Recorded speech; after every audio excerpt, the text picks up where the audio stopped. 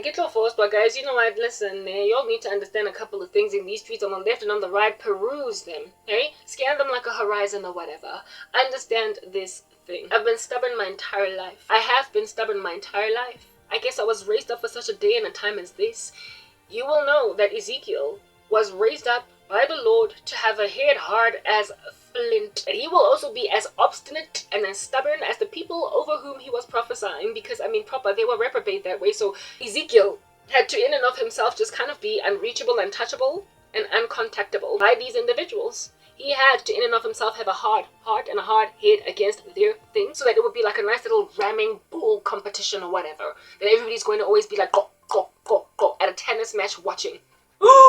At the end, to see who in the world ultimately wins. God has a thing about raising up a person stubborn just the very same way that the individuals that they're going to be talking to are also stubborn. So we get that you can make like a little donkey or whatever and out here huff and puff and blow the whole house down and say, no, I'm not going to do it. And just feel telling yourself, listen, I'm also not going to barge, but herein lies the issue. I come in the name of an omnipotent God, whereas you come in the name of a created being that is at odds with a kingdom he can't conquer. And that also has to, listen, it is a whole prerogative, flee when we resist him. Your devil ain't got jack on us, and yet you're stubborn in his name?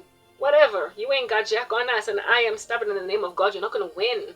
I'm going to headbutt you one day and knock you out with the headbutt in, even though in the run-up to it appeared that we were neck on neck with all this headbutt in.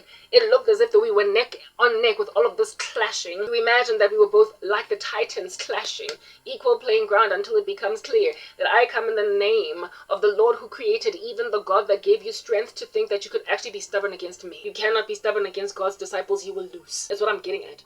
So we get that you got a hard heart and a hard head, but so do I. I am just as stubborn for the cause and the mission as you are stubborn for your cause and your mission.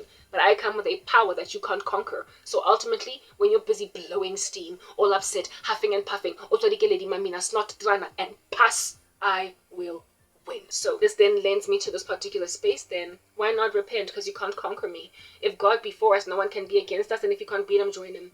You think that you can beat us, but like Papa, it's becoming evident, clearer and clearer as the days progress, that it is us rather that you can't beat, and God gave you a strong delusion. And now that you realize that girl, you're finished off, like psoriasis on your scalp that keeps on bleeding and you're just scratching it anyway, you're done for. Yeah, so just repent. If you won't, listen, I'm gonna finish you off.